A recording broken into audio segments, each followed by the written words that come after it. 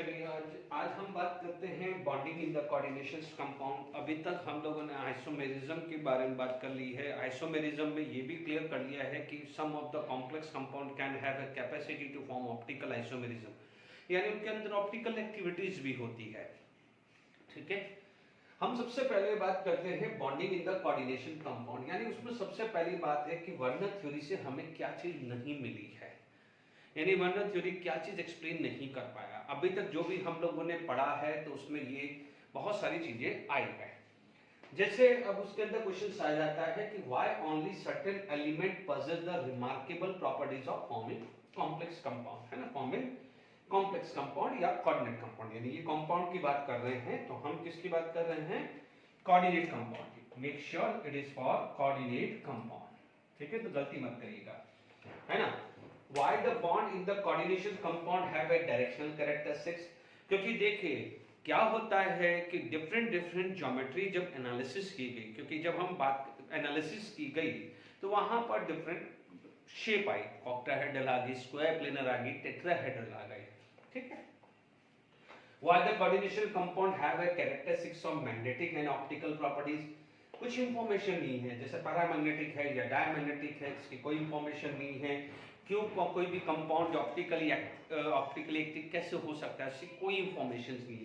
तो these are the some limitations from the Werner theory. क्योंकि Werner theory को मैं यदि देखूं तो वर्नर थ्योरी के हिसाब से प्राइमरी वैलेंसी सेकेंडरी वैलेंसी बोला है। Primary valency is the oxidation number which is satisfied by negative ion, ठीक है। Secondary valency is nothing else, it is the coordination number which is the number of atom which is directly bonded with the metal ion of an elegant, ठीक है। Simple सी बात है, primary valency जो ionizable होती है, secondary valency is non ionizable. इस पे हमने लास्ट लेक्चर तक काफी बातें की हुई है।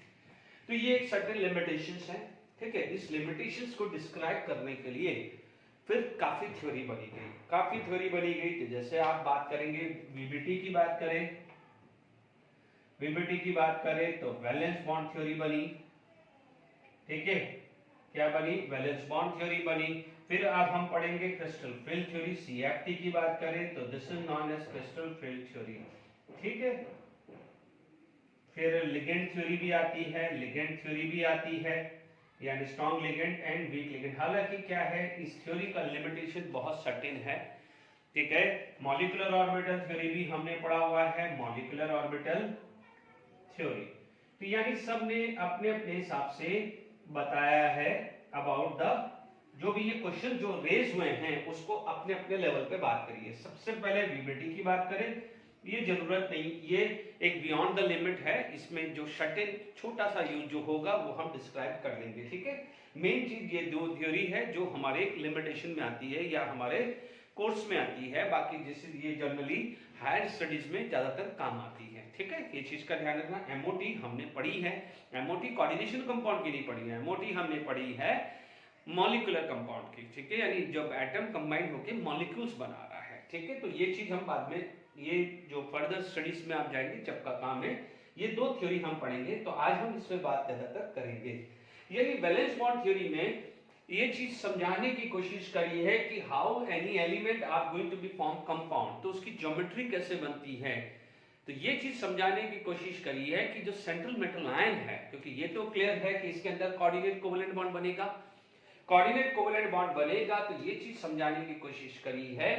मैं भी पूरा इसके ब्रीफ एक पॉइंट्स भी लिख दूंगा कि ये समझाने की कोशिश करी है कि जो लिगेंड है, इलेक्ट्रॉन डोनर है, it will use the hybrid orbital of central atom, यानी what it will try to make a bond with, जैसे मान लीजिए सेंट्रल मेटल आयन है, उसका ये हाइब्रिड ऑर्बिटल है, ठीक है, ये हाइब्रिड ऑर्बिटल है, and this is the ligand का क्या है, यहां पर क्या है, फुली फिल्ड ऑर्बिटल है। This fully filled orbital can be p orbital mostly, और sometime it can be d orbital also, ठीक है। तो आप देखेंगे this is for metal ion, this is for metal atom और आयंस, किसी का भी हो सकता है, and this is for ligands, ठीक है। This ligand can be anionic और न्यूट्रल, वो हम ऑलरेडी स्टडी कर चुके हैं, ठीक है। अब जो हाइब्रिड ऑर्बिटल है, इनका यूज क्या क्या हो सकता है, आप यहां पर हाइब्रिड ऑर्बिटल ये यूज हो सकते हैं, ठीक है। या पहला केस ये हो सकता है, दूसरा केस ये भी हो सकता है NS NP एंड ND। इसका मतलब जैसे यहाँ 3D 4S 4P यूज हो सकता है या 4S 4P 4D, ठीक है। यानी यहाँ पर n की वैल्यू यदि 4 है तो ये 3 होगा, यदि यहाँ n की वैल्यू 4 है तो ये क्या हो जाएगा 4। तो ये इस टाइप के जो ऑर्बिटल है वो यूज कर करके यानी हाइब्रिड ऑर्बिटल बना, ठीक है। इससे डिफरेंट डिफरेंट क्या है ज्योमेट्री बनी है, ठीक है। आप आगे बात करते हैं डिफरेंट जब हाइब्रिडाइजेशन बना है तो बट ऑब्वियस शेप क्या है डिफरेंट होगा। Is it clear to all of you, ठीक है। तो यहाँ पर इनिशियली लेवल पे आप बात करते हैं कुछ कॉम्प्लेक्स ऐसे होते हैं जैसे हमने लीचिंग प्रोसेस में पढ़ा हुआ है AgCN ट्वाइस, यानी जिसमें आपका कोऑर्डिनेशन नंबर 2 है तो वहां पर लीनियर शेप भी बनता है, जहां कोऑर्डिनेशन नंबर 3 है तो ट्रायंगुलर भी हो सकता है, वहां पर क्या है डी ऑर्बिटल यूज नहीं होता है, ठीक है। तो ये भी ध्यान आपको रखना है। धीरे धीरे मैं सारी चीजें बात करता हूं, ठीक है। मैं वैलेंस बॉन्ड थ्योरी के पॉइंट्स लिख देता हूं, हल्का सा जो मैं इनको बताना था वो मैंने डिस्कस कर लिया है, ठीक है। चलिए यहाँ पर देख लीजिए वैलेंस बॉन्ड थ्योरी मैंने जो ब्रीफ जो मैंने आपको डिस्कस किया उसको मैंने पॉइंट्स में लिख दिया है जिससे आपका काम आसान रहे। Every metal atom ion when it form complex compound undergo the formation of coordinate bond। अभी बताया था मैंने एम्प्टी ऑर्बिटल किसका होना चाहिए मेटल एटम आयन और लिगेंड का क्या होना चाहिए फुली फिल्ड ऑर्बिटल, ठीक है। द मेटल एटम और ion provide the empty orbital, ठीक है, यानी because the metal atom ion are act as electron acceptor या लुईस एसिड बोलते हैं।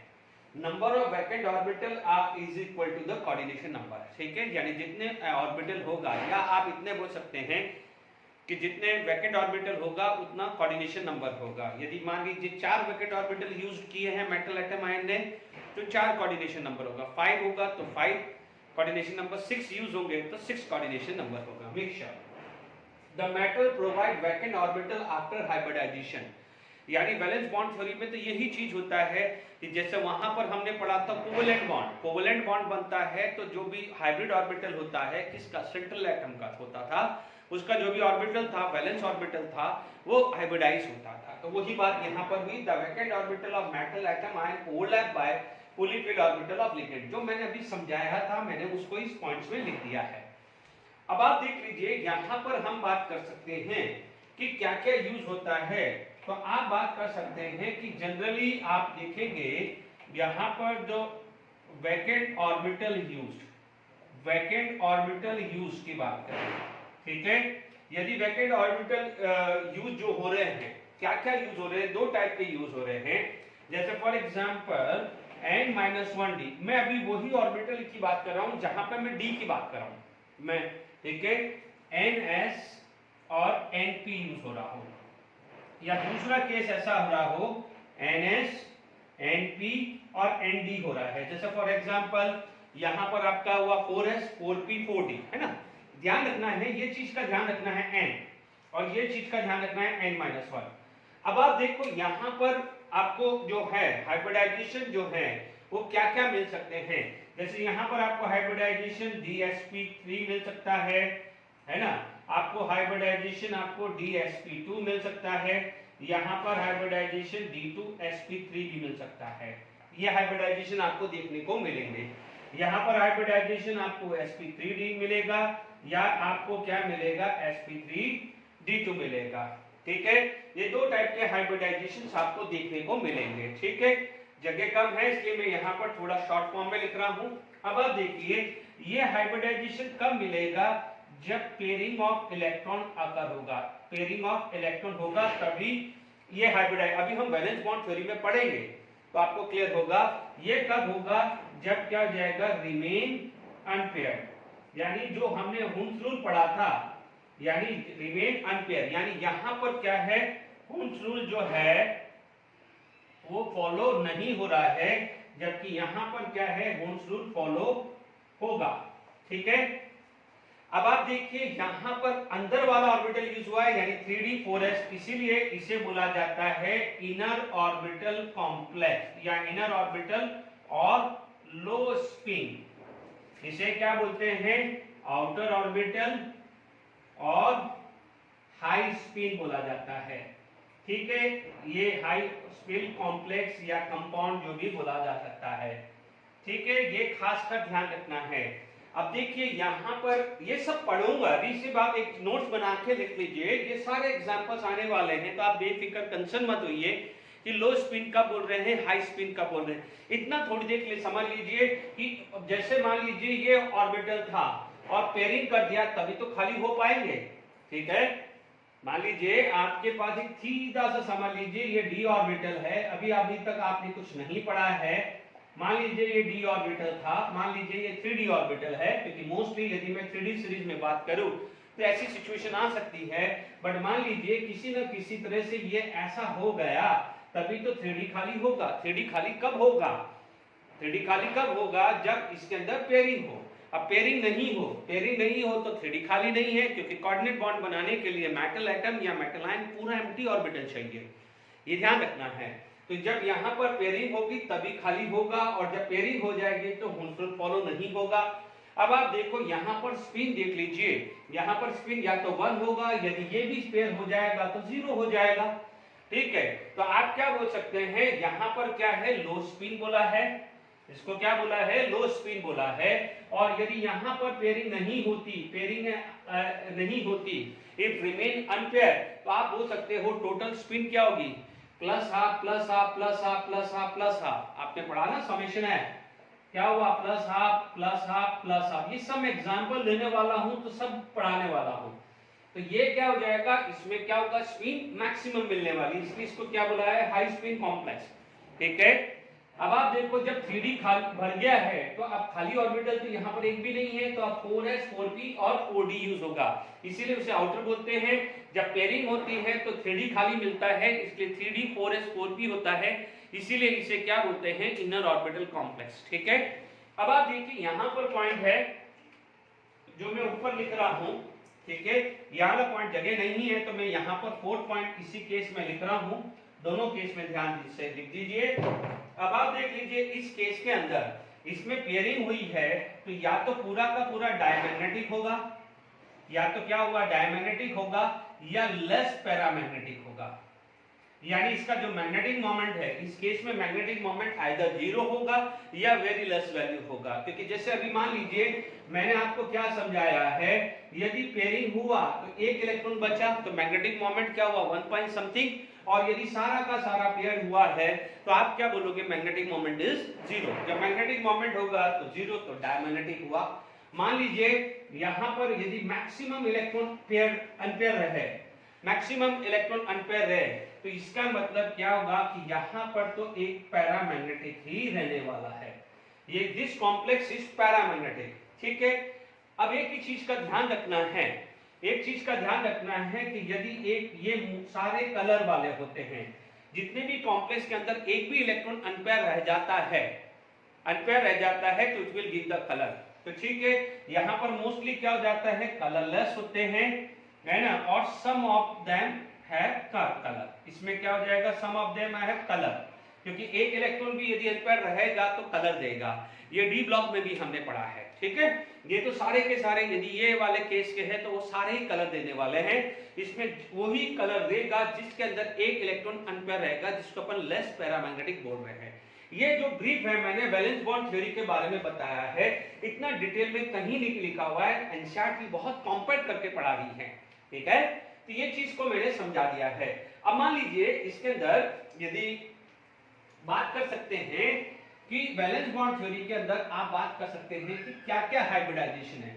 बच्चों मैं अभी इसके एग्जाम्पल नहीं लिख रहा हूं, अभी मैं आपको सारे एग्जाम्पल जो समझाऊंगा फिर एंड में, क्योंकि देखिए सारा एग्जाम्पल तो कवर करना मुश्किल है, क्योंकि कंसेप्ट आपको क्लियर हो गया तो फिर तो आप आसानी से काम कर पाओगे।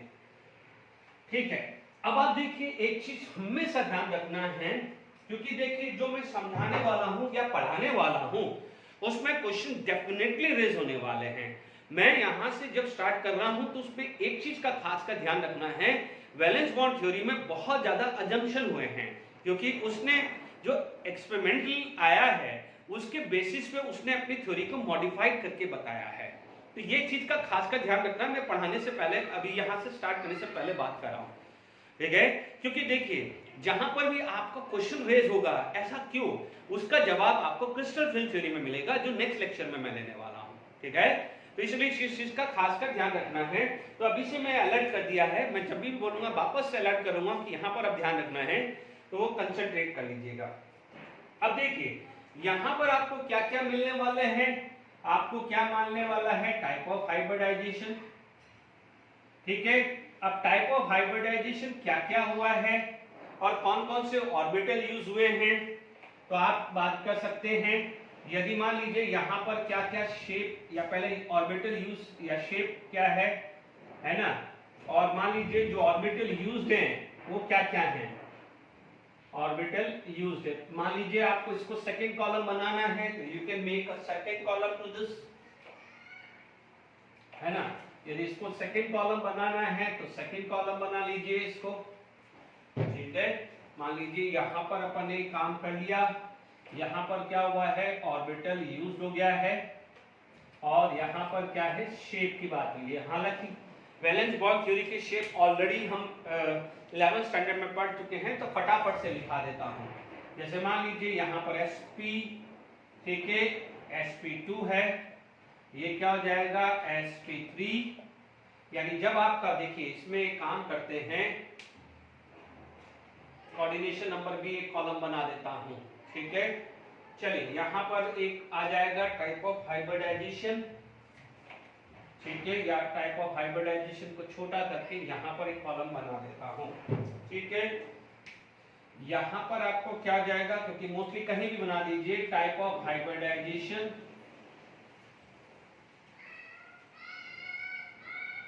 ठीक है।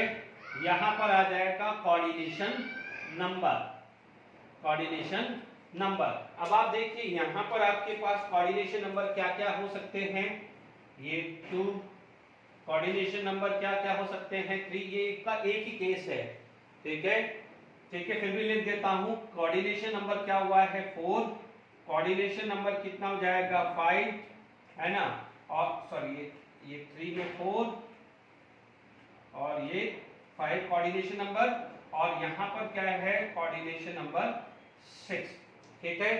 ये चीज का खास का ध्यान रखना है।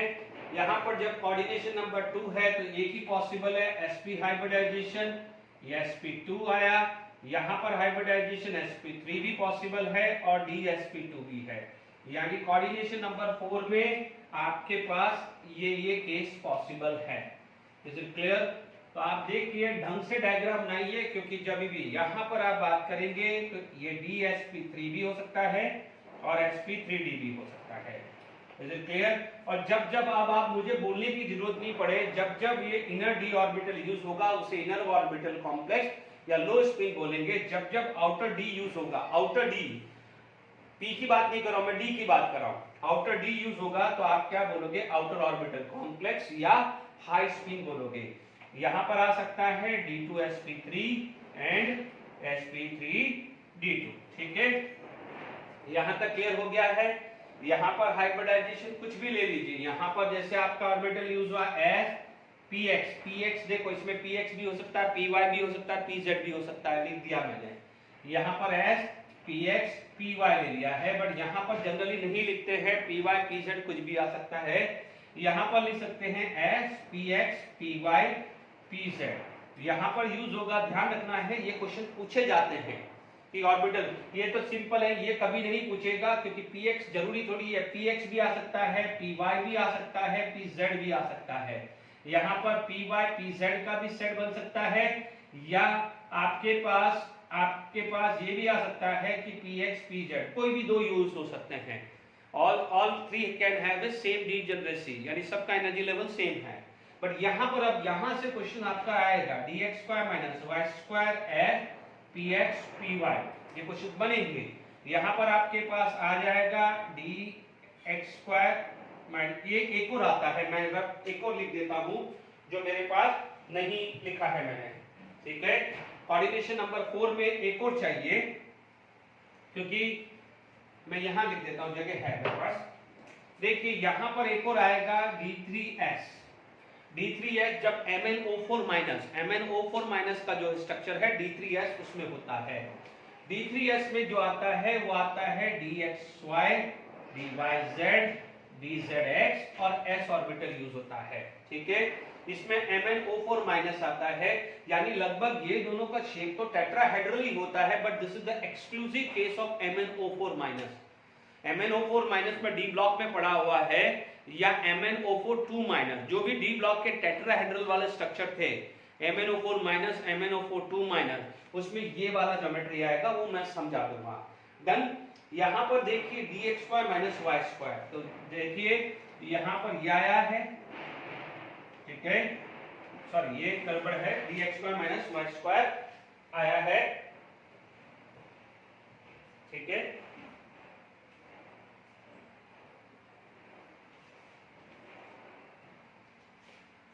dx² माइनस y² यहाँ पर आ जाएगा ये, ठीक है, ठीक है, dx² minus y² as px py and pz, है ना। इसमें आ जाएगा s px py pz dz², ठीक है ना। ये तो अपन ने वैसे भी पढ़ा हुआ है वैलेंस बॉन्ड थ्योरी में। यहाँ पर तो दोनों ही आएंगे, यहाँ पर आएगा dx² minus y² dz² s px py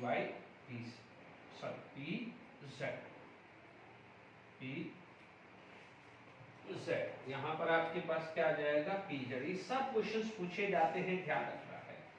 यहाँ पर आ जाएगा s px py pz, ठीक है, and dx² minus y² and dz², ठीक है।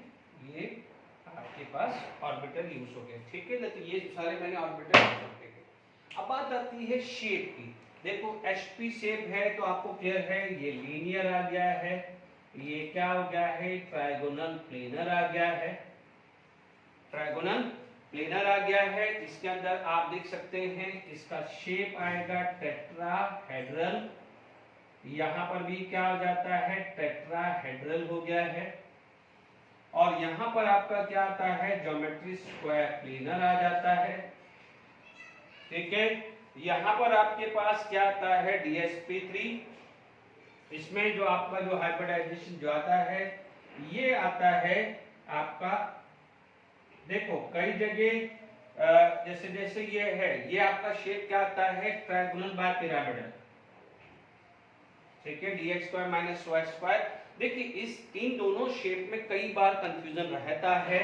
यहाँ पर कई जगह इसको ट्रायंगुलर, जैसे इसको क्या बुलाया है, ट्रायंगुलर बायपिरामिडल, ठीक है, ट्रायंगुलर बायपिरामिडल। जैसे ट्रायंगुलर बायपिरामिडल बोला है तो यहाँ पर क्या होता है, दोनों हो सकते हैं, ट्रायंगुलर बायपिरामिडल भी कई जगह शेप बोली जाती है, और कई बार यहाँ पर स्क्वायर पिरामिडल भी बोला जाता है, ठीक है, स्क्वायर पिरामिडल भी बोला जाता है यहाँ पर। जैसे मान लीजिए यहाँ पर अभी मैं एग्जांपल बताऊंगा, ठीक है, जैसे यहाँ पर आपके पास कुछ एग्जांपल आता है, जैसे SbF5 2 माइनस, SbF5 2 माइनस, तो उसकी शेप क्या होती है, स्क्वायर क्या बोलते हैं, पिरामिडल बोलते हैं।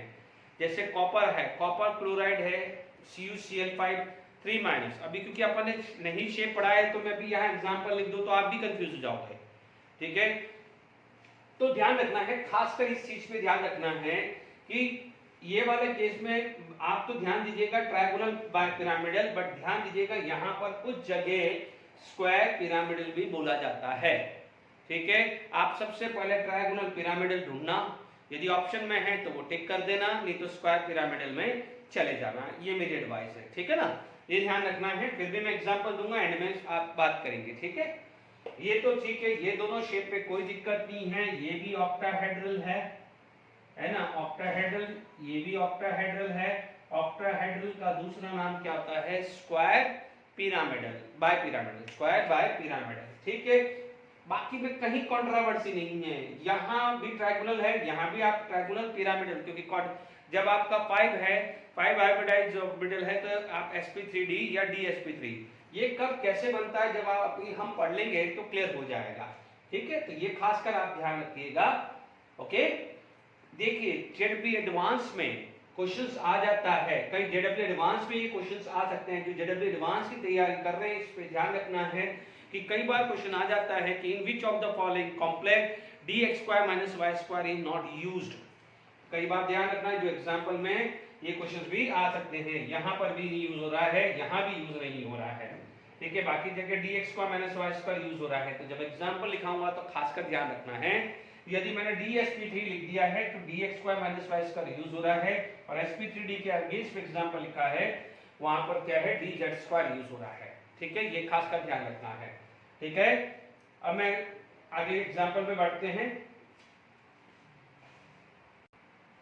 ठीक है। तो अपन ने पढ़ लिया था कि ये मैंने टेबल बना दिया, मैंने लिख दिया है valence bond theory. It is usually possible to predict the geometry of complex from the knowledge of magnetic behaviour. अब ये ध्यान रखना है कि सबसे पहले जो भी कॉम्प्लेक्स है, मैं अभी कोई भी ज्योमेट्री, नो डाउट हो सकता है कि जो मैं अभी पढ़ाने जा रहा हूँ, नो डाउट पॉलिंग ने वैलेंस बॉन्ड थ्योरी किसने ली है, पॉलिंग ने, जो भी था ये पॉलिंग ने ही ये डिस्क्राइब किया है, ठीक है। इसी ने सारे जो डिस्क्रिप्शन दिया है ज्योमेट्री के बारे में, हाइब्रिडाइजेशन के बारे में, उसी ने बताया। बट उसने जो बेसिस लिया है, सबसे पहले कॉम्प्लेक्स की मैग्नेटिक प्रॉपर्टी चेक करके फिर उसके बाद उसने थ्योरी बनाई है, ये ध्यान रखना है।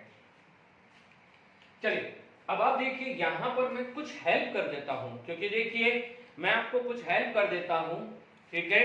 हालांकि ये जो चीज है मैं इस स्टेज पे मैं बता के गलत कर रहा हूं, क्योंकि देखिए मैं जो बोलने जा रहा हूं वो बिना क्रिस्टल फिल थ्योरी के वो प्रूफ नहीं हुआ है। बट क्योंकि हो सकता है कुछ बच्चा कंफ्यूजन में आ जाए, ये क्या कर रहे हैं सर, क्या नहीं कर रहे हैं, तो मैं आपको हेल्प कर रहा हूं। आप ध्यान रखना है, क्योंकि देखिए मैं यहां पर स्ट्रॉन्ग लिगेंड और वीक लिगेंड लिख रहा हूं, ठीक है।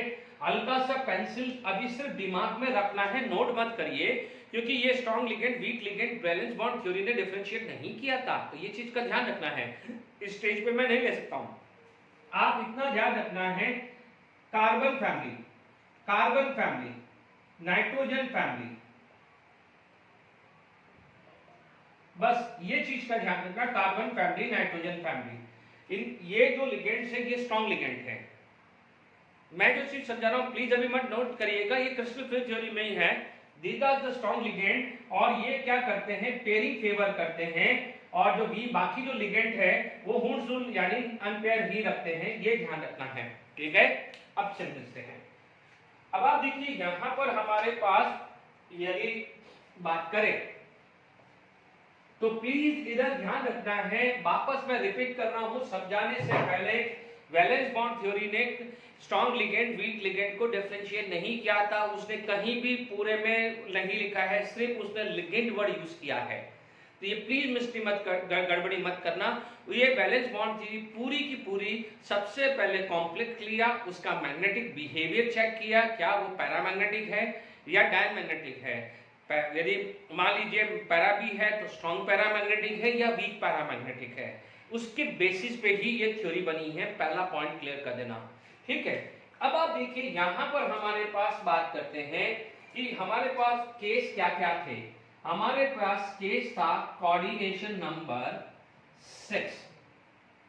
यदि कोऑर्डिनेशन नंबर 6 है तो आपके पास क्या क्या बन सकते हैं, फटाफट से मैं बनाऊं तो कोऑर्डिनेशन नंबर 6 के अंदर आपके पास दो टाइप के हाइब्रिडाइजेशंस हो सकते हैं, ठीक है।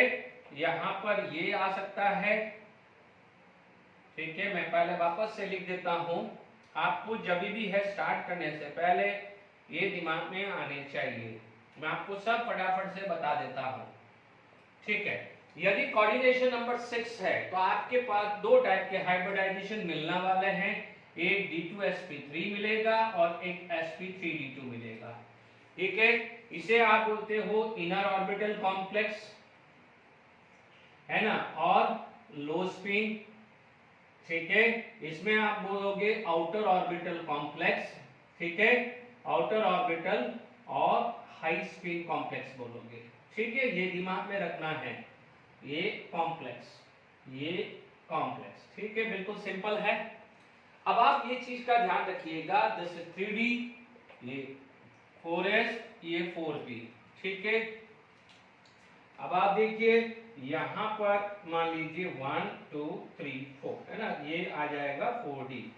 Is it clear? मान लीजिए किसी में ये यूज हो गया,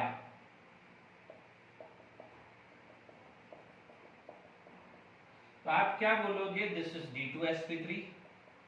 और यदि ये यूज हुआ, अभी मैं सब समझाऊंगा, ये यूज हुआ तो आप क्या बोलोगे? This is sp3d2। तो ये ध्यान रखना है, यहाँ पर अंदर वाला ऑर्बिटल यूज हुआ है तो इसलिए इनर ऑर्बिटल, और यहाँ पर बाहर वाला यूज हुआ है तो इसलिए इसको क्या बोलेंगे? Outer orbital complex. ठीक है, तो कोऑर्डिनेशन नंबर 5 के बारे में क्लियर। अब आप बात कर सकते हैं 5। यदि कोऑर्डिनेशन नंबर 5 हो, कोऑर्डिनेशन नंबर 5 है तो क्या क्या बन सकता है? कोऑर्डिनेशन नंबर 5 के अंदर क्या हो जाएगा? ये D आ जाएगा और ये sp3d होगा। उसमें भी बोल सकते हैं बट जनरली इनको ऐसे ही रखने दीजिए। ओके, यदि ये वाला ऑर्बिटल यूज हुआ है, ठीक है, ये वाला ऑर्बिटल यूज हुआ है, तो आप समझ सकते हैं कि ये ऐसा सिचुएशन आएगा। ठीक है, मैं सब एग्जांपल एक एक करके लूंगा, नहीं मान लीजिए कवर कर पाया तो एटलीस्ट आपको क्लियर होना चाहिए। ये dsp3 होगा, ये sp3d। डी वाला कब होता है? जब पेयरिंग होती है। पेयरिंग कब? जब आप इतना ट्रिक ध्यान रखना, साइनाइड सराउंडिंग हो, CO सराउंडिंग हो, यानी कार्बन और नाइट्रोजन फैमिली ध्यान रखना है, कार्बन और नाइट्रोजन फैमिली ध्यान रखना है। कार्बन और नाइट्रोजन ही याद रखो, चलो कार्बन नाइट्रोजन छोड़ दो, कार्बन और नाइट्रोजन ही ध्यान रखिए। ठीक है, कार्बन में CN-CO, नाइट्रोजन में अमोनिया, इथाइलिन डाइमाइन, NO2-, ये ध्यान रखिएगा। ठीक है, अब आप देखिए इसके अंदर, देखिए इनमें जनरली ध्यान रखना है कि मैं इसमें कॉमनली लिख ही देता हूं। सबसे पहला आपको ऑप्शन में टिक करना है ट्रायगोनल बायपिरामिडल। यदि ऑप्शन में है तो आप ये चीज करिए, बट कई बार क्या हो जाएगा, कुछ है तो आप इसमें स्क्वायर पिरामिडल भी यूज कर सकते हैं। ठीक है, क्योंकि ये थोड़ा कंट्रोवर्शियल रहता है, ये थोड़ा कंट्रोवर्शियल रहता है, इसीलिए मैंने दोनों लिख दिया है। ठीक है, आप फर्स्ट प्रायोरिटी ये दिखेगा क्योंकि अपन एनसीईआरटी को फॉलो करें तो हम ट्रायगोनल बायपिरामिडल ही लेके चलेंगे। ठीक है, पर यदि कहीं आप स्टडी कर रहे हो, मान लीजिए ट्रायगोनल पिरामिडल ऑप्शन में नहीं है तो फिर स्क्वायर पिरामिडल। कोई बच्चा बोलेगा दोनों दिया हुआ है तो दोनों नहीं देगा, ये भी क्लियर हो जाना चाहिए। ठीक है, ये चीज भी क्लियर हो गया। अब आप देखिए कोऑर्डिनेशन नंबर 4 कैसे कैसे बन सकता है। ठीक है, तो आप सब ध्यान रखना है कोऑर्डिनेशन नंबर 4 क्या कैसे बन सकता है। देखिए कोऑर्डिनेशन नंबर 4 में आपने पढ़ा है sp3 और dsp2, मोस्टली तो यही पढ़ा है। MnO4- पे D3s है, वो अलग से केस में पढ़ाऊंगा। अब आप देख लीजिए कि यहाँ पर आपके पास, यहाँ पर देखो यहाँ पर ये खाली ऑर्बिटल है। ठीक है, सॉरी, यहाँ पर आपके पास ऐसा है और यहाँ पर ये यूज नहीं हुआ है। देखिए यहाँ पर ये चीज आ गई है dsp2, है ना, यहाँ पर ये क्या हो गया है sp3। ठीक है, तो ये कोऑर्डिनेशन नंबर 4 में कैसे ध्यान रखना है वो क्लियर हो गया है। ठीक है, इसकी जो इनकी जो है ज्योमेट्री टेट्राहेड्रल, इसकी स्क्वायर प्लेनर ऑलरेडी लिखा चुका हूं। ठीक है, तो ये अब आपको बेसिक ध्यान रखना है। ध्यान रखना है बिना मैग्नेटिक प्रॉपर्टीज के कोई भी ज्योमेट्री डिसाइड नहीं होगी। ये आगे ड्रॉबैक भी है, this is also the drawback for the valence bond theory, but जब हमने वैलेंस बॉन्ड थ्योरी पढ़नी तो पड़ेगी। चलिए अब मेरे पास क्या है क्वेश्चंस, अभी आप देखिए वैलेंस बॉन्ड थ्योरी के अंदर आप जब अब हम क्या करने जा रहे हैं, on the basis of magnetic properties we are going to find out the geometry. ठीक है, अब हम ज्योमेट्री फाइंड आउट करेंगे। ठीक है, ये क्लियर हुआ है। ओके, देखिए हमारे पास सबसे पहले यहां पर आएगा, देखिए कोऑर्डिनेशन नंबर 6 का एग्जांपल। देखिए मैं जो बोल रहा हूं लास्ट में सब कुछ समझाने के बाद ट्रिक बता दूंगा। ठीक है, तो आप घबराना मत कि भाई सारे एग्जांपल कैसे याद होंगे। मान लीजिए मेरे कोऑर्डिनेशन नंबर 4 में फर्स्ट मेरा आ गया है CONH3 6 और 3 प्लस चार्ज है। ठीक है, इसकी ज्योमेट्री है। ठीक है, बट ये पहले क्या बना है क्या नहीं बना है मैं आपको समझा देता हूं। ठीक है, जैसे मान लीजिए कोबाल्ट है, कोबाल्ट क्या होता है, आर्गन। कैसे लिखते हैं, आर्गन और 3d7 4s2।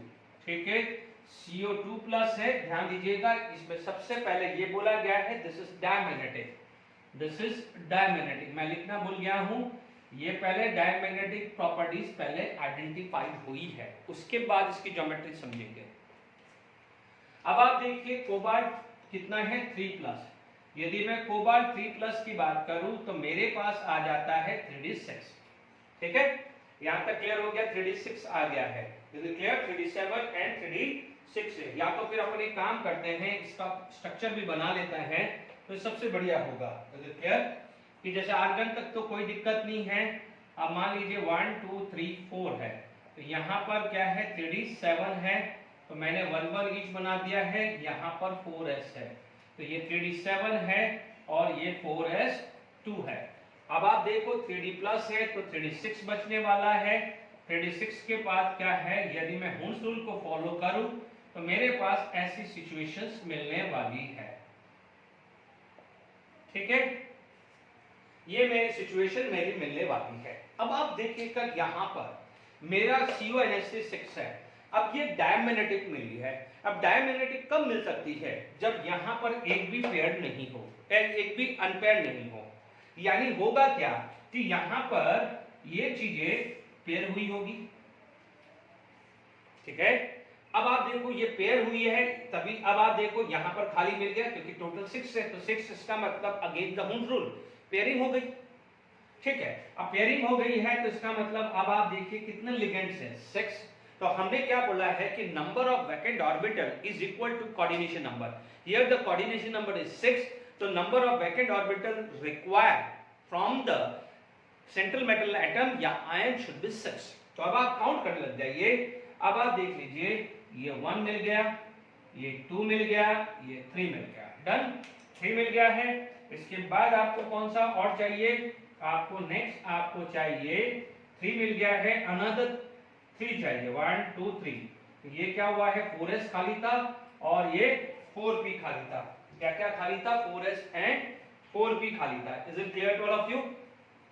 चलिए, जब 4s एंड 4p खाली था तो आप देख लीजिए ये आ गया, ये आ गया और ये आ गया। देख लीजिए, या तो आप देख सकते हैं, तो ये जो स्ट्रक्चर है, आप एक काम करते हैं, इसके अंदर अपन ये अलग से बना देते हैं। ठीक है, इसको मैं ये ऐसे ही रखने देता हूं। ठीक है, इसको ऐसे ही रखता हूं। ठीक है, अभी ऐसे रखते हैं। ठीक है ना, मैं नेक्स्ट में लिख रहा हूं। मान लीजिए मेरे पास CONH3 6 और 3+ है, क्योंकि आप देख सकते हैं ऑक्सीडेशन नंबर x + 0 = +3, x की वैल्यू +3। अब आप देखो कि ऑक्सीडेशन नंबर निकालना आना चाहिए, क्योंकि अपन ने IUPAC नेमिंग में बार बार किया है। तो यहाँ पर स्ट्रक्चर क्या मिलेगा इसका, ये आया है कोबाल्ट, ये 1 2 3 4 5 6। ठीक है, ये 3D, 2 एंटी ऑर्बिटल कितने चाहिए 6, तो एक नेक्स्ट कौन सा होगा 4s, अभी भी 3 चाहिए, तो नेक्स्ट कौन सा आ जाएगा 4p। बच्चों, ये पॉलिंग ने मैग्नेटिक प्रॉपर्टीज मानी है। आप देख लीजिए, इसके पास ये स्ट्रक्चर है, कोबाल्ट के पास ये है। यदि यहाँ पर ऐसे कैसे रखेगा, यदि आप बोलेंगे कि सर यहाँ तो खाली नहीं है, तो 4s 4p आगे आना चाहिए, तो ये कब मिलेगा, जब उसको पैरामैग्नेटिक मिलता, बट उसको क्या मिला है डायमैग्नेटिक। तो डायमैग्नेटिक कब पॉसिबल है, जब पेयरिंग होगी। तो अब आप देख लीजिए 1 2 3 4 5 एंड 6, ये 6 आ गया। तो अब आप देखिए यहाँ पर 6 आ गया है, तो this is known as D2sp3। ये हाइब्रिडाइजेशन क्या आ जाएगा D2sp3। अब आप देखिए 1 by 1 इसके अंदर चीजें लिख सकते हैं। यदि यहाँ पर पूछा जाए तो आप क्या बोलोगे, दिस इज डायमैग्नेटिक। ठीक है, डायमैग्नेटिक। अब आप देखिए मैग्नेटिक मोमेंट बोले तो मैग्नेटिक मोमेंट क्या हुआ है, magnetic moment mu it is equal to 0। ठीक है, अब आप देख लीजिए इसे क्या बोलेंगे, inner orbital complex, inner orbital complex, और इसको क्या बोल सकते हैं, लो स्पिन। बच्चों याद करिएगा, मैं हर ये लिख दिया है। यदि कभी इसका स्ट्रक्चर यदि अपन को दिखना हो तो आप लिख सकते हैं जैसे CO 1 2 3 4 5 एंड 6। ठीक है, आप यहां बना सकते हैं, मान लीजिए ammonia ammonia ammonia ammonia ammonia ammonia, और राइट साइड में आप इसका चार्ज लिख सकते हैं। तो this is the structure of ammonia and the shape जो आई है, जो शेप आई है वो है octahedral. The shape is octahedral. Is it clear? तो पहला एग्जांपल कोऑर्डिनेशन नंबर 6 का क्लियर हो गया है। Is it clear? अब आप देखिए इमीडिएटली, बिना देखिए इमीडिएटली यदि हम बात करें तो देखिए मैंने सेकेंड एग्जांपल में फटाफट से क्लियर कर देता हूं। ठीक है, अब आप देखिए मैं कर क्या रहा हूं बच्चों। अब आप देखिए मैंने मेरी ट्रिक के हिसाब से आप देख लीजिए अमोनिया क्या है? स्ट्रॉन्ग लिगेंड, कार्बन और नाइट्रोजन, ध्यान रखना है कार्बन नाइट्रोजन। अमोनिया क्या है? स्ट्रॉन्ग लिगेंड है तो पेयरिंग कर दो। कितने इलेक्ट्रॉन थे? 6 के 6 पेयर कर लो, यानी हूंस रूल नहीं लगाएंगे। पेयर होगा तो ये सिचुएशन आएगी। अभी ट्रिक लगाइए, ठीक है। ये ट्रिक वैलेंस बॉन्ड थ्योरी में नहीं लगी थी क्योंकि उसने लिगेंड ही बोला था। उसको क्या मिला? पैरा डायमैग्नेटिक मिला। तो डायमैग्नेटिक कब मिलता है? जब सारे के सारे पेड़ हों। तो उसने उससे निकाला है, तो कंफ्यूजन रहेगा, बट ध्यान रखिएगा मैं पूरी कोशिश कर रहा हूं। अब आप एक देखिएगा COF6 3 माइनस आएगा, ये 3 माइनस, ये कॉम्प्लेक्स आ गया। ये जब देखा तो ये मिला पैरामैग्नेटिक। पहला वाला क्या मिला था? डायमैग्नेटिक, ये मिला है पैरामैग्नेटिक। पैरामैग्नेटिक का क्या होगा? यानी ये वाला इलेक्ट्रॉनिक कॉन्फ़िगरेशन डिस्टर्ब नहीं होगा, तभी पैरामैग्नेटिक है। तो अब आप देखिए कि यहां पर ये जो केस है, ठीक है, ये जो केस है COF6 3 माइनस, ठीक है। अब आप देखो यहां पर जो था वो ऐसा का ऐसा ही रह गया, ठीक है। यहां पर ये ऐसा का ऐसे ही रह गया। जब ऐसा कैसे ही रह गया तो नेक्स्ट ऑर्बिटल जो खाली मिलेगा वो कौन सा मिलेगा? 4d। क्यों? क्योंकि यहां पर तो एक भी एम्प्टी ऑर्बिटल नहीं है, एक भी एम्प्टी ऑर्बिटल नहीं है, तो खाली अपन को चाहिए। तो कितने कोऑर्डिनेशन नंबर है? 6। तो 1 2 3 4 5 एंड 6 होगा, ठीक है। भले d ऑर्बिटल मैंने 2 ही बनाए क्योंकि मुझे 2 ही जरूरत है, आप चाहो तो आगे बना सकते हो। अब आप देख लीजिए यहां पर यदि हाइब्रिडाइजेशन आएगा उसे क्या बोलेंगे? sp3d2, ठीक है। sp3d2 है तो ये क्या हो जाएगा? This is paramagnetic. ये तो अपन ने निकाला है magnetic moment, how many ampere upon 1 2 3 4। तो आप क्या करोगे? Square root of 4 + 4 2 is equal to 4 to 8 है ना, 8 6 6 4 जा 24, तो लगभग 4 पॉइंट समथिंग आ जाएगा। Is it clear? इसे क्या बोलेंगे? Outer orbital complex. इसे क्या बोलेंगे? Outer orbital complex. और इसे क्या बोल सकते हैं? High spin. क्योंकि देखिए हाई स्पिन इसलिए क्यों बोला? क्योंकि पहले वाले में सारे पेयर थे, तो +½ -½ +½ -½ +½ -½ तो टोटल स्पिन क्या हुई थी? 0। पर अभी क्या है? +½ -½ +½ +½ +½ +½ तो यहाँ पर टोटल स्पिन क्या हो जाएगी? ज्यादा हो जाएगी कि नहीं होगी? तो जब पेयरिंग होगी तो कैंसिलेशन होता है और रिमेन अनपेयर होता है तो एडिशन होता है। ये हम पढ़ चुके हैं हुंस रूल में, ठीक है। तो ये भी क्लियर हो गया है। अब आप देखिए यदि यहां पर ज्योमेट्री आप बात करना चाह रहे हैं, यदि यहां पर इसका शेप बात करना चाह रहे हैं, तो आप देख सकते हैं यहां पर फ्लोरीन आ गया, ये फ्लोरीन, ये फ्लोरीन, ये फ्लोरीन, ये फ्लोरीन, ऑक्टाहेड्रल ही शेप आएगा, ठीक है। फर्क कितना हो जाएगा? यहाँ पर आपका 3 माइनस आएगा। तो ये क्लियर कर दिया। तो मैंने यहाँ पर आपको क्लियर कर दिया। ध्यान से समझ लीजिए फ्लोरीन कौन से कैटेगरी में है? Cn में नहीं है। Cn में नहीं है तो हुंस रूल फॉलो करेगा, Cn में है तो हुंस रूल फॉलो नहीं करेगा। अब ये ट्रिक से काम करना है आपको। डन? अब आपकी बात समझ में आ गई। अब देखिए एक कुछ ये 2 क्वेश्चंस एनसीईआरटी के हिसाब से मैंने समझा दिया है। एक क्वेश्चन बहुत अच्छा आता है जो जेडब्ल्यू नीट पॉइंट ऑफ व्यू है, वो आप जरा देख लीजिए, ठीक है। अब आप देखिए सारे के सारे एग्जांपल्स कराना मुश्किल है, ठीक है। थर्ड एग्जांपल है, मान लीजिए ये थर्ड एग्जांपल ये है CONH3 6 2+। ध्यान दीजिएगा इससे पहले वाला फर्स्ट 3+ था। अब आप देखिए 2+ के अंदर क्या होगा? This is going to be like this.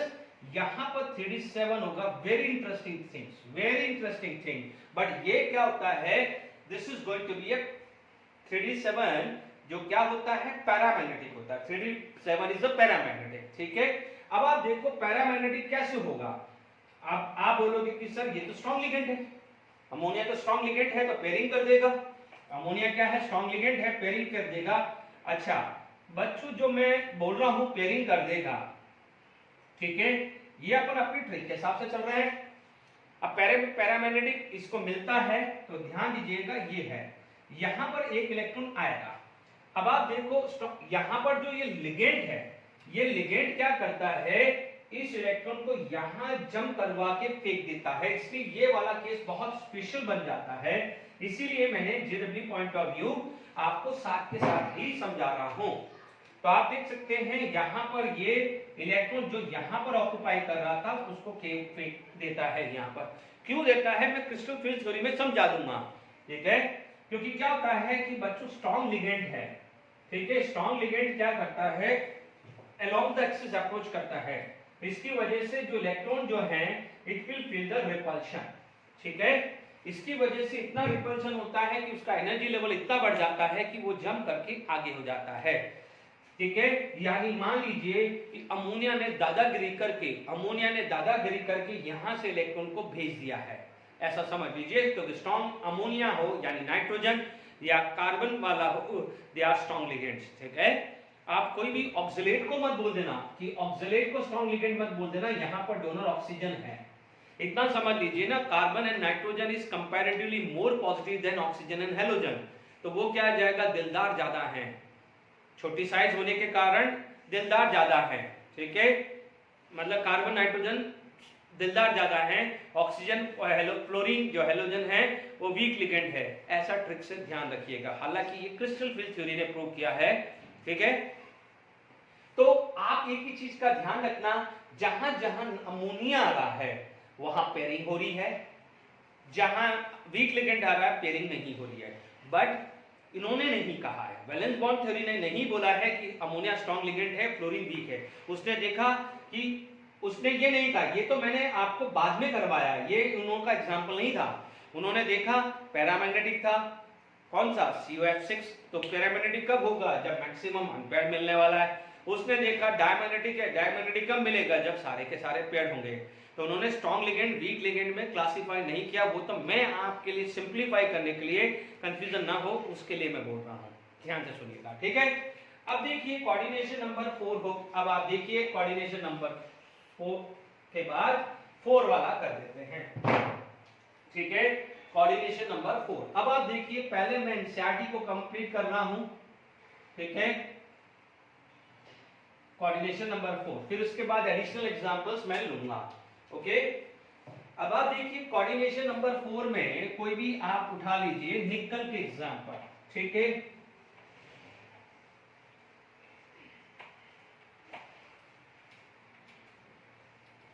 अब देखिए मैं आपको ट्रिक बता देता हूं, देखिए कि जैसे अब आपके पास निकल है, पहला एग्जांपल इसके अंदर बात कर ले, 3 एग्जांपल क्लियर कर दिए। जैसे NiCl4 2- है, ठीक है, NiCl4 2- जब इसका एक्सपेरिमेंटली चेक किया गया तो ये मिला पैरामैग्नेटिक, क्या मिला, पैरामैग्नेटिक, ठीक है, ये पैरामैग्नेटिक मिल गया। तो इसका मतलब क्या हुआ, इसमें इलेक्ट्रॉन पेयर अप नहीं हुए हैं। निकल का इलेक्ट्रॉनिक कॉन्फ़िगरेशन देख लो, निकल होता है आर्गन 3d8 4s2, ठीक है, आर्गन 3d8 4s2। अब आप देखिए Ni+2 आएगा तो it is going to be argon 3d8 होगा, ठीक है। एक काम करते हैं अपन, 3d8 है तो 3d8 4s2, तो आप देख सकते हैं यहां पर 1 2 3 4, ठीक है। तो आप देख सकते हैं यहाँ 1 2 3 4 5 6 7 8 4s2, यहाँ पर ये इलेक्ट्रॉन 2 आ गया, ठीक है, 3d8 रहा, 3d8, ठीक है, Ni2+ आर्गन। अच्छा इससे पहले वाले एग्जांपल में आप आउटर ऑर्बिटल कॉम्प्लेक्स लिख दीजिएगा और इसका मैग्नेटिक मोमेंट 1 पॉइंट समथिंग, क्योंकि अनपेयर्ड इलेक्ट्रॉन 1 था, ठीक है, वो लिख दीजिएगा। मैंने नहीं लिखा है, भूल गया दिमाग से, तो आप ध्यान दीजिएगा, वहां पर लिख दीजिए। इससे पहले वाले एग्जांपल में आप लिख दीजिए 3d8 है, 4s खाली हो चुका है, 4s खाली है, 3d8 है। अब आप देखिए 3d8 है, पैरामैग्नेटिक है, इसका मतलब इसमें कोई गड़बड़ी नहीं हुई है, कोई गड़बड़ी नहीं हुई है। अब आप देख लीजिए कोऑर्डिनेशन नंबर कितने हैं, 4। तो वैकेंट ऑर्बिटल कितने मेटल से चाहिए आपको, 4 चाहिए। तो यहाँ पर पहला तो मिल गया, अब 3 और चाहिए। 4s के बाद क्या आता है, 4p। 4s के बाद क्या आता है, 4p। तो यहाँ पर और 3 ऑर्बिटल आपको चाहिए। तो ये जो 3 ऑर्बिटल है वो क्या होंगे, 1 2 3। अब आप देखिए ये 3 आ गए हैं, टोटल 4 खत्म हुए। आपका हाइब्रिडाइजेशन क्या होगा, दिस इज sp3। sp3 आ गया। तो आप देख सकते हैं बच्चों ये sp3 आ गया है। ठीक है, मैं यहाँ पर रख देता हूँ, मैं वापस से लिखना पड़ेगा, अलग से ही लिख रहा हूँ। NiCl4 फटाफट से लिख दें, 2- आर्गन, ऐसा कैसे ही रखा, या 3d8 लिखा, 3d8 1 2 3 4 5 6 7 8। ठीक है, यहाँ पर 4s 4p, 4s का 1 ऑर्बिटल, 4p का 3 ऑर्बिटल। ठीक है, यहाँ पर 1 2 3 4, ये 2 का मतलब लोन पेयर किसके आए हैं, लोन पेयर किसके आए हैं, किसके आए हैं, लिगेंड के। ठीक है, यहाँ पर तो खाली है ना, यहाँ 4s खाली है, 4s खाली है, 4p खाली है यहाँ पर, बट यहाँ पर जब लिगेंड्स ने क्या करा है, इनको ये डोनेट कर दिया है। तो जब डोनेट कर दिया है तो यहाँ पर आपको क्या हाइब्रिडाइजेशन मिला, आप क्या बोलोगे, या ऐसे लिख दीजिए, आप बोलोगे sp3 हाइब्रिडाइजेशन, sp3 हाइब्रिडाइजेशन। यदि sp3 हाइब्रिडाइजेशन है तो NiCl4 का जो स्ट्रक्चर है वो आपको ऐसा मिलेगा, Cl Cl Cl। ठीक है, यहाँ पर क्या है, 2- चार्ज आ गया है, शेप आपको क्या मिल जाएगी, टेट्राहेड्रल। ये शेप भी क्लियर हो गई। अब आप देख लीजिए यहाँ पर आपको हाइब्रिडाइजेशन sp3 पैरामैग्नेटिक मिला, शेप आपको क्या मिली, टेट्राहेड्रल मिल गई। अब आप देखो मैग्नेटिक मोमेंट है वो कितना है, म्यू से रिप्रेजेंट करते हैं, हाउ मेनी एनपी इलेक्ट्रॉन, 2। तो आप क्या बोलोगे, 2 and 2 plus 2 it is equal to square root of 8, it is 2 point something। ठीक है, square root of 8 2 point something आएगा। यदि एग्जैक्ट वैल्यू चाहिए तो 8 का स्क्वायर रूट 2.82 2.82 आ जाएगा Bohr magneton. Is it clear? तो ये चीज क्लियर हो गई है, बट बिना पैरामैग्नेटिक जाने नहीं होगा। ठीक है, अब आप देखिए यहाँ पर दूसरा एग्जाम्पल, अब आप देखिए दूसरा एग्जाम्पल अपन करते, बहुत आसान है, अब आसान है, चीजों को इतना क्लियर कर लीजिए कि सेकंड एग्जाम्पल आप देख सकते हैं NiCN4 इसको जब एक्सपेरिमेंटली देखा है तो ये जो चीज आपको मिली है वो आपको क्या मिला है, डायमैग्नेटिक। क्या मिला है, डायमैग्नेटिक। तो आप देखेंगे जो भी एनसीईआरटी के एग्जाम्पल है इसमें पैरा कब मिल रहा है, पैरामैग्नेटिक कब मिल रहा है, जब वीक लिगेंड है। डायमैग्नेटिक कब मिल रहा है, जब स्ट्रॉन्ग लिगेंड। कोबाल्ट के साथ अमोनिया था, आप CONHC2+ को साइड में कर दीजिए। CONHC2+ जो थर्ड एग्जांपल है वो एक अलग एक्सक्लूसिव एग्जांपल है, वो जेडब्ल्यूई पॉइंट ऑफ व्यू है, उसको हटा दो। बाकी आप देखेंगे CONHC6 अमोनिया क्या था, स्ट्रॉन्ग लिगेंड, पेयरिंग कर दी थी, डायमैग्नेटिक मिला। ठीक है, या तो डायमैग्नेटिक मिलेगा या वेरी लेस मैग्नेटिक। तो जैसे मान लीजिए कोई बच्चा बोलेगा CONHC6 यानी थर्ड एग्जांपल, उसमें एक एनपेड था तो लेस पैरामैग्नेटिक मिला। CO फ्लोरीन के साथ था या क्लोरीन के साथ भी हो सकता था या वाटर के साथ भी हो सकता था। CO3+ है तो वहां पर आपको अनपेड इलेक्ट्रॉन कितने मिले थे, 4, उसलिए वहां पर पैरामैग्नेटिक था, मैग्नेटिक मोमेंट 4 पॉइंट मिला था। इसीलिए मैंने शुरू में समझा दिया था कि जब इनर ऑर्बिटल कॉम्प्लेक्स होता है तो लो स्पिन होती है, या तो प्योरली डायमैग्नेटिक होता है या वेरी लेस पैरामैग्नेटिक होता है, या मान लीजिए sp3d2 होता है, आउटर ऑर्बिटल कॉम्प्लेक्स होता है जिसे हाई स्पिन बोलते हैं, उसे क्या बोलते हैं, वो प्योरली पैरामैग्नेटिक होता है, ध्यान रखिएगा। ठीक है, इससे पहला वाला एग्जांपल पूरा पैरामैग्नेटिक था, ये मिला है डायमैग्नेटिक। अब आप देखिए डायमैग्नेटिक कब मिल सकता है, जब पेयरिंग हो। डायमैग्नेटिक कब मिलेगा, जब पेयरिंग हो। ठीक है, जब क्या हो, पेयरिंग हो। तो यहां पर तो देखिए यहां तक तो कोई गड़बड़ नहीं है। आप देखिएगा यही कॉन्फ़िगरेशन क्लोरीन को मिला, यही कॉन्फ़िगरेशन साइनाइड को भी मिल रहा है, कोई गड़बड़ थोड़ी है। बट साइनाइड के अंदर इसने पैरामैग्नेटिक की बजाय डायमैग्नेटिक कर दिया। डायमैग्नेटिक जब भी पॉसिबल है जब 8 के 8 इलेक्ट्रॉन पेयर अप हो जाए। ठीक है, तो अब आप देखिए ये चीज आ गई। ठीक है, जब ये चीज आ गई है तो हाइब्रिडाइजेशन में ये ऑर्बिटल यूज हुए हैं। हाइब्रिडाइजेशन में ये ऑर्बिटल यूज हुए हैं। और कौन कौन से ऑर्बिटल यूज हुए हैं हाइब्रिडाइजेशन में, अब देख लीजिए। आपको क्या स्टार्ट हुआ है, DsP2 हाइब्रिडाइजेशन। DsP2 हाइब्रिडाइजेशन यानी इनर वाला यूज हो गया है, इनर खाली हुआ है। इसमें हाइब्रिडाइजेशन है, डायमैग्नेटिक है। ठीक है, यहां पर आप बात कर सकते हैं। तो आप देखेंगे ये हुआ है DsP2 square planar geometry, square planar geometry, and this is diamagnetic. ठीक है, मैग्नेटिक मोमेंट कितना हुआ है, 0। अब आप देखिए इसका जो शेप है वो क्या आ जाएगा, स्क्वायर प्लेनर। इसका जो शेप है वो क्या आ जाएगा, स्क्वायर प्लेनर। यानी NiCN याद आ रहा है, HCF4 का शेप याद आ रहा होगा सब बच्चों को, CN and this is CN। तो ये है square planar, this is square planar. ठीक है, आप देख सकते हैं यहाँ पर Ni। अब आप ऑक्सीडेशन नंबर निकालना गया है बच्चों। यदि मैं ऑक्सीडेशन नंबर नहीं निकाल रहा हूं तो आपको आना चाहिए, इससे क्या हो जाएगा, +2। चेक कर सकते हैं, साइनाइड के ऊपर -1 चार्ज, Cl के ऊपर -1 चार्ज, अमोनिया वाटर के ऊपर 0 चार्ज होता है। अब आप देख लीजिए ये समझ में आ गया है। यहां तक एनसीईआरटी के जो चारों एग्जांपल थे, CONH63 plus COF63 minus, coordination number 6, coordination number 4 में NiCl4 2 minus and NiCN4 2 minus, ये पूछा हुआ है। NiCl4 2 माइनस, NiCN4 2 माइनस, तो नंबर ऑफ टाइम क्वेश्चंस पूछा गया है। ठीक है, तो यहां पर आपके पास ये मैंने करवा दिया है। एनसीईआरटी के जो भी थे वो मैंने सब कंप्लीट कर दिए हैं। ठीक है, अब एनसीईआरटी के जितने भी थे वो सब कंप्लीट मैंने कर दिए हैं। अब मैं एडिशनल एग्जांपल्स करा रहा हूं। सिर्फ मैं आपको कुछ एक एग्जांपल करा रहा हूं क्योंकि सारे एग्जांपल्स कराना तो मुश्किल है। ठीक है, तो कुछ एग्जांपल्स मैं कंप्लीट करा देता हूं। ठीक है, अब देखिए फिर मैं लास्ट में एक लिस्ट बना दूंगा, फिर आप ये नोट कर लीजिएगा। जैसे कुछ एग्जांपल्स है, सम इंपॉर्टेंट एग्जांपल्स भी बता रहा हूं।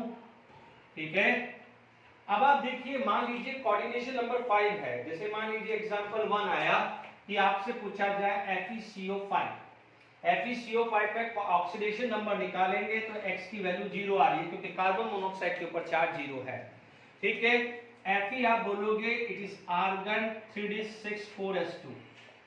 ठीक है, अब आप देखेंगे यहां पर आप देखेंगे FeCO5, अभी देखेंगे तो आपके पास क्या आएगा, ये जो कोऑर्डिनेशन नंबर है आर्गन तो है ही है।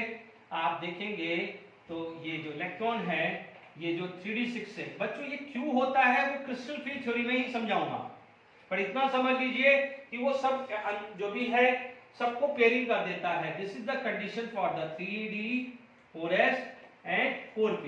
अभी जब तक आप क्रिस्टल फील्ड थ्योरी नहीं पढ़ सकते तब तक ये नहीं समझ में आएगा कि क्यों ऐसा क्यों हो रहा है, यही ड्रॉबैक है। तो यहां पर आपके पास क्या है, 3d6 हुआ तो आप देखेंगे ये 1, ये 2, ये 3, ये 4, ये 5। ठीक है, टोटल कितना हुआ है, 5। कोऑर्डिनेशन नंबर 5 है तो आप क्या बोलोगे, ये आएगा DsP3। यहां पर क्या है, DsP3। ये आया है डाईमैग्नेटिक। ठीक है, डाईमैग्नेटिक है। और कार्बन मोनोऑक्साइड को मैंने क्या बोला था, स्ट्रॉन्ग लिगेंड, तो आप पेयरिंग कर दीजिए।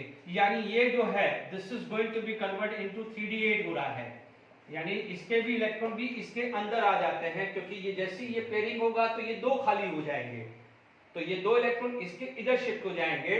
तो ये ऐसा इलेक्ट्रॉनिक कॉन्फ़िगरेशन होता है। इसका शेप जो है वो आता है ट्राइगोनल बाय पिरामिडल। ठीक है, बट यदि ट्राइगोनल बाय पिरामिडल नहीं है then only you will go with the square pyramidal. ठीक है, कई बार यहां पर भी आ सकता है और, है ना, बट फर्स्ट चॉइस ये होनी चाहिए, फर्स्ट चॉइस आपका ये आंसर होना चाहिए। ठीक है, यदि ये नहीं है तभी आप ये जाएंगे। ठीक है, तो ये एक एग्जांपल मैंने समझा दिया है। इसी तरह का जो एक और एग्जांपल आता है, जैसे कुछ एग्जांपल NiCO4, ठीक है, NiCO4 X की वैल्यू क्या हुई 0, निकल क्या होता है आर्गन, इसी टाइप का ही है, इसी टाइप का है, इसलिए ये वाला एग्जांपल ले रहा हूं 3D8 4s2। देखो दोनों केस है, बट आप देखेंगे स्ट्रॉन्ग लिगेंड्स हैं, कौन सा ले रहा हूं, स्ट्रॉन्ग लिगेंड ले रहा हूं, ठीक है, स्ट्रॉन्ग लिगेंड ले रहा हूं। तो स्ट्रॉन्ग लिगेंड का जैसे यहां पर ये आ गया है, तो सिमिलरली यहां पर क्या हो जाएगा आर्गन, ठीक है। तो जो भी है 3D8 है, it is suppose to convert into 3D10, 3D8 3D10 में कम हो गया है। तो ये इसीलिए स्पेशल जो एग्जांपल्स है वो समझा रहा हूं। ये 4s खाली, ये 4p खाली, 4s और 4p जब खाली हुआ है तो आपके पास इस टाइप का स्ट्रक्चर आ गया है, ठीक है। ये ऑर्बिटल आ गया है, तो आप देखेंगे कितना है कोऑर्डिनेशन नंबर 4, तो 1 2 3 एंड 4, तो हाइब्रिडाइजेशन क्या हो गया है sp3 आ गया है। तो NiCO4 का एग्जांपल क्या है टेट्राहेड्रल, क्या है टेट्राहेड्रल।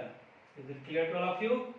ये NiCO4 टेट्राहेड्रल है। ध्यान दीजिएगा, ये ज्योमेट्री पूछी जाएगी, ठीक है, ज्योमेट्री पूछी जाएगी। तो आपको फर्स्ट डायगोनल बाय पिरामिडल लिखना है, यदि ऑप्शन में नहीं है तब स्क्वायर पिरामिडल जाएंगे, ठीक है। एक और एग्जांपल लेके फिर मैं, आप ध्यान रखना है, आप देखेंगे स्ट्रॉन्ग लिगेंड में मैं पेयरिंग कर रहा हूं, स्ट्रॉन्ग लिगेंड में मैं पेयरिंग कर रहा हूं, ठीक है। अब देखिए एक एग्जांपल जो आता है MnO4- का या MnO4 दोनों का एक जैसा ही है बच्चों, ज्यादा फर्क नहीं है। अभी ध्यान दीजिए FeCO5 या NiCO4, अभी यहाँ NiCO4 के अंदर भी लिख दीजिएगा डायमैग्नेटिक, NiCO4 डायमैग्नेटिक है क्योंकि सारे इलेक्ट्रॉन पेयर्ड अप हो चुके हैं। मान लीजिए यहाँ पर एक एग्जांपल मैंने ले लिया है MnO4-, है ना, जिसको अपन क्या बोलते हैं परमैंगनेट। ऑक्सीजन क्या जाता है स्ट्रॉन्ग लिगेंड नहीं है। देखिए इसके अंदर ऑक्सीडेशन स्टेट निकालें x - 8 = -1 + 7। Mn का इलेक्ट्रॉनिक कॉन्फ़िगरेशन देखूं तो आर्गन 3d7 3d5 4s2 है, ठीक है। यदि Mn+7 की बात करूं तो क्या है आर्गन 3d0 एंड 4s0 था। बहुत इंटरेस्टिंग चीज है यहाँ पर, ठीक है। यहाँ पर MnO4- का स्ट्रक्चर आएगा, तो यहाँ पर आपके पास 3d खाली है, क्योंकि 3d खाली है और s भी खाली है, इसीलिए p यूज नहीं होगा। ये बहुत अलग सा केस है। तो आप देख लीजिए यहाँ पर 1 2 3 एंड 4, ठीक है। ये कौन सा है 3d, ये कौन सा है 4s, इज इट क्लियर? तो यहाँ पर आपके पास जब हाइब्रिडाइजेशन होता है तो D3s होगा, इज इट क्लियर? यदि यहाँ Mn+6 भी होता तो 3d1 होता, तो यहाँ पर कहीं यूज हो जाता, वो Mn+5 होता तो भी 2 हो जाता। तो ये ध्यान रखना है MnO4- या MnO4 दोनों के लिए मैंने स्ट्रक्चर बना दिया है। यहाँ पर हाइब्रिडाइजेशन D3s से भले टेट्राहेड्रल शेप हो, यहाँ पर टेट्राहेड्रल शेप क्यों ना हो, टेट्राहेड्रल शेप क्यों ना हो, बट हाइब्रिडाइजेशन यदि पूछा जाए तो this is going to be O-, ये है O-, दिस इज शेप क्या है टेट्राहेड्रल, टेट्राहेड्रल। और यदि पूछा जाए पैरामैग्नेटिक है या डायमैग्नेटिक तो this is going to be a diamagnetic, ये क्या होता है डायमैग्नेटिक हुआ। तो ये कुछ स्पेशल केस मैंने आपको समझा दिया है, इज इट क्लियर? चलिए, तो मैंने आपको ये समझा दिया, फिर भी मैं कुछ और जब प्रैक्टिस कराऊंगा नेक्स्ट लेक्चर में क्रिस्टल फील्ड थ्योरी के बाद, तो फिर और एग्जांपल क्लियर करता हूं, ठीक है? ठीक है, कुछ एग्जांपल्स मैंने लिख दिए हैं, हालांकि ये सिर्फ याद रखने के लिए है। जैसे लीचिंग प्रोसेस में हमने ये पढ़ा है, यहाँ पर गोल्ड भी आ सकता था, ठीक है। तो उसमें भी लीनियर शेप है, यानी कोऑर्डिनेशन नंबर 2 है तो लीनियर मान लेना, 3 है तो ट्रायंगुलर फिल्म। ये बहुत रेयरली कभी यूज होता है, अपन ने मोस्टली जो यूज करने थे वो सब बता दिए हैं। मैंने यहाँ पर जो एग्जांपल जो दिए हैं, जैसे ये वाला एग्जांपल मैंने समझा दिया है, यहाँ पर NiCl4 समझा दिया है। तो these are the few example जो अब आपको ध्यान में रखने हैं, ठीक है। ये बच्चों प्रैक्टिस के साथ ही जाएंगे। अब आप देखोगे सर कैसे पता चलेगा, तो मोस्टली ध्यान रखिएगा कि जैसे जो ट्रांजिशन एलिमेंट है, अब आप देखो ट्रांजिशन एलिमेंट 5 है, स्ट्रॉन्ग लिगेंड है तो पेयरिंग करेगा, पेयरिंग करेगा तो इनर यूज करेगा, वीक लिगेंड है तो पेयरिंग नहीं करेगा तो आउटर करेगा, ये ट्रिक लगाइएगा। अब आप देख लीजिए CN और nitrogen, carbon nitrogen strong ligand है तो पेयरिंग कर देगा, पेयरिंग करेगा तो इनर यूज कराएगा। फ्लोरीन वाटर एंड दिस ये केस है जो अलग से मैं डिस्कस करूंगा, जहां पर आप देख सकते हैं Ni2+, इसका खास कर ध्यान रखना है, ठीक है। अभी टाइम रहता है तो मैं डिस्कस करूंगा, नहीं तो लास्ट लेक्चर। अदरवाइज आप देखो वीक लिगेंड है, पेयरिंग नहीं करेगा तो आउटर यूज करेगा। यहां भी आप देख लीजिए, चलो ये भले स्ट्रॉन्ग लिगेंड था बट इसका ऑक्सीडेशन नंबर 0 था, इसीलिए आप उसने पेयरिंग तो करी बट इसके पास एडिशनली 4s का इलेक्ट्रॉन का भी बर्डन आ गया था, इसीलिए उसके पास एक ऑर्बिटल खाली नहीं रह पाया। अदरवाइज क्या थे, ये सब वीक लिगेंड है, इसको छोड़ दे तो ये वीक लिगेंड है, तो वीक लिगेंड में पेयरिंग नहीं होती, इसलिए sp3 hybridization, strong ligand strong ligand strong ligand, ये एक एक्सेप्शन है। मैंने आपको जब लास्ट लेक्चर में एक आइसोमेरिज्म का केस समझाया था तो मैंने कहा था पैलेडियम और प्लैटिनम क्या देते हैं, स्क्वायर प्लेनर, याद करिए। मैंने शायद आई थिंक दूसरा कुछ एग्जांपल इस टाइप का था जो टेट्राहेड्रल आ रहा था, Na2B2 Na2B2 और PT या पैलेडियम A2B2, तो मैंने आपको समझाया था कि वो स्क्वायर प्लेनर है, ये एक्सेप्शन रहता है, ध्यान रखिए। बाकी जो स्ट्रॉन्ग लिगेंड है वो आउट, स्ट्रॉन्ग लिगेंड है जो क्या कर रहे हैं, स्ट्रॉन्ग लिगेंड इनर यूज कर रहे हैं, स्ट्रॉन्ग लिगेंड इनर यूज कर रहे हैं और वीक लिगेंड आउटर। चलो यहां तो आएगा नहीं, यहां पर तो आउटर आएगा, यहां पर आउटर आएगा, ये ट्रिक ध्यान रखिएगा। ट्रायगोनल, बाइपिरामिडल, स्क्वायर पिरामिडल दोनों लिख दिया है, ठीक है। आप ये ध्यान रखिएगा, इन दोनों में से फर्स्ट प्रायोरिटी इसको देना, यदि ये नहीं हो तब तो ही ये देना, बाकी तो सेम क्लियर ही है, ठीक है। D3S एक एक्सेप्शन था, वो एक अलग से लिखा दिया है, तो ये मैंने आपको खत्म कर दिया है। अब आप देखेंगे इसके अंदर आप यदि मैग्नेटिक प्रॉपर्टीज में बात करेंगे तो मैग्नेटिक प्रॉपर्टीज में कई जगह इसमें बहुत खामी आई है। जैसे मान लीजिए यहाँ पर D1, D2, D3, जैसे भी आपने देखा था MnO4- में आपके पास D0 था, D1 होता, D2 होता, D3 होता, तो भी 2 ही ऑर्बिटल खाली मिलते हैं, ठीक है। ज्यादा ज्यादा क्या हो जाएगा, 2 ऑर्बिटल।